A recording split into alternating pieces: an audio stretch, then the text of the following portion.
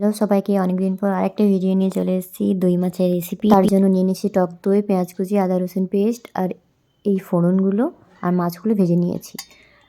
পেঁয়াজ কুচি আর কাঁচা লঙ্কাটা ভালো করে ভেজে নেবার পর ওই পেস্ট মানে কাজু বাদাম, পোস্ত আর মৌরি ভালো করে পেস্ট করে নেব।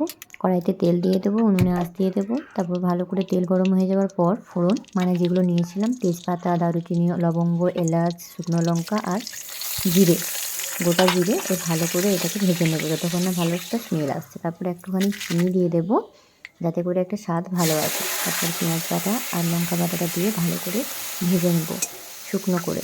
তারপর আদা রসুন পেস্ট দিয়ে ভালো করে কষিয়ে নেব, যতক্ষণ না কষি ততক্ষণ নেড়ে যাবে।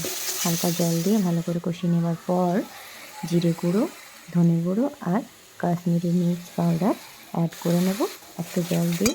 এটাও ভালো করে রান্না করব যতক্ষণ না তেল ছাড়া ছাড়া হবে।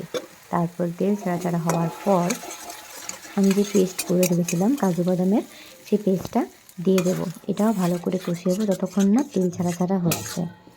এটা তেল ছাড়া ছাড়া হওয়ার পর টক দইটা আমি অ্যাড করে দেবো। কিছুক্ষণ ফুটিয়ে নিয়ে যখন ফুটবে তখন মাছগুলো আমি অ্যাড করে দেবো। ব্যাস, রেডি হয়ে গেল দই মাছ। অনেক সহজেই এটা তৈরি করা যায়।